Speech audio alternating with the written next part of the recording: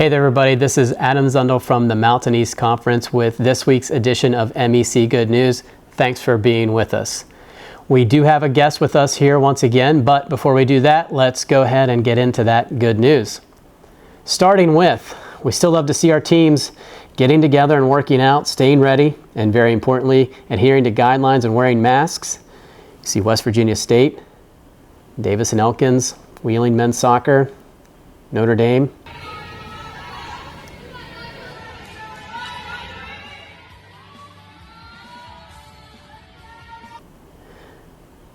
Congratulations to former West Virginia Wesleyan women's soccer player Madison LaPole, heading overseas to pursue her master's in international development.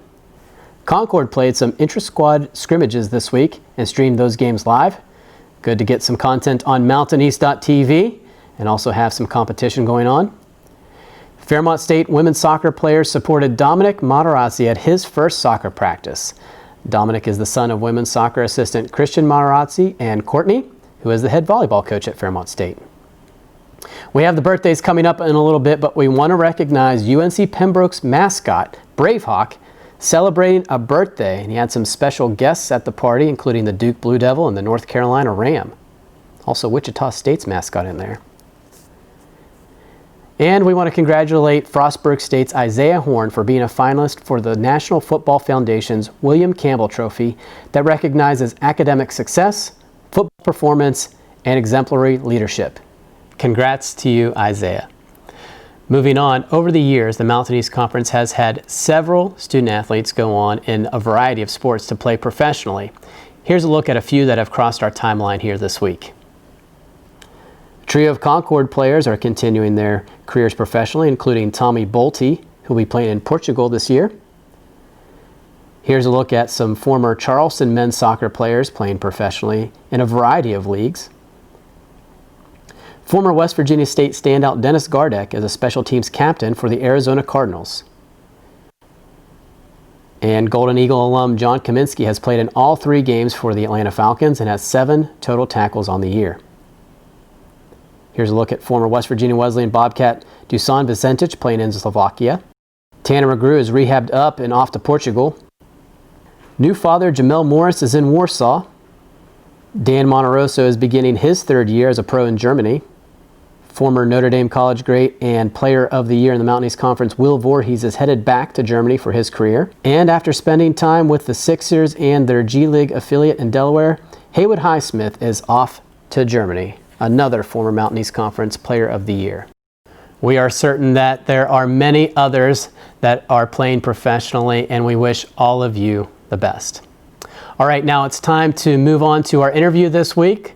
Last week we told you about a feature story on mountaineast.org on Abby Johnson, who was a student athlete who also had to deal with epilepsy. So last night we were able to catch up with Abby and talk a little bit more about that. All right, we are pleased to be joined now by former Fairmont State women's soccer player Abby Johnson. Abby, we talked a couple of weeks ago, the story is on mountaineast.org about your journey with soccer, college soccer, and as an athlete, and also dealing with epilepsy. So can you tell us a little bit, we certainly want to encourage people to go read that story, but kind of pick things up with your first encounter with a seizure and then kind of through that. Yeah, so my freshman year at Fairmont State, I had my first seizure, and it happened to be the 2nd month of our season. So I definitely had to completely change my entire thought process of how I was going to adapt to becoming a new college player and going to college and having epilepsy. So it was definitely rough, but as I continued to get like a schedule and figuring it all out, I slowly just became more comfortable, and my team around me and my coach really helped a lot with that. They were always supportive of me, and a lot of times when we have away games or anytime I'd have to wake up early for 6 a.m.s, that's usually when my seizures occur. So that made it difficult, but again, having my team and my coach support me through it all really helped, and it wasn't terrible, just a new lifestyle. Yeah, one of the things that struck me when we talked was how you were, you even said, I think, embarrassed about it and tried to kind of keep it a secret. And that's really very far from where you are with dealing with it now, and if you being able to kind of be an example for others, how important is that for you?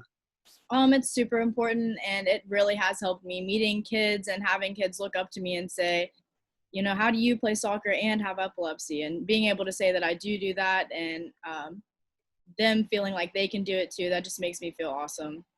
Yeah, and you've got now an expanded role. We kind of said that you, not the face of epilepsy necessarily, but like you've really taken an active role with the state foundation and even the national foundation as an ambassador. Can you tell us a little bit about that? Yeah, let's see. This was before spring break. I became an ambassador for the Epilepsy Foundation of West Virginia. And through that, I met the president of the Full Foundation of America. And she interviewed me, and we talked about becoming an ambassador, and I was hooked. I wanted to do it. And since then, I've just been, for now, because everything's online and virtual, it's kind of hard to do events and spreading awareness through physical contact. But each month, the ambassadors just post different types of things to spread awareness and information about epilepsy.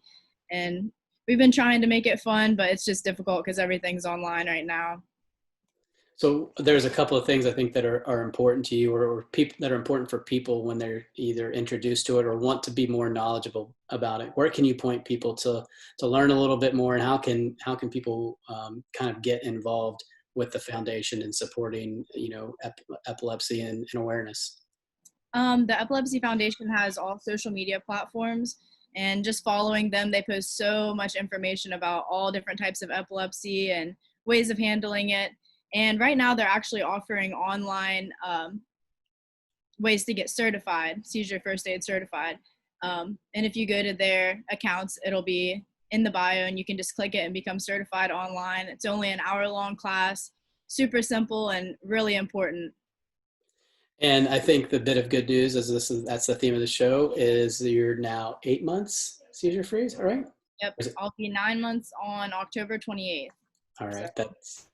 that's great. That's great news. That's great to hear. Well, thank you so much for your time. But before we let you go, we would love it if you would handle the birthdays for us this week as our guest.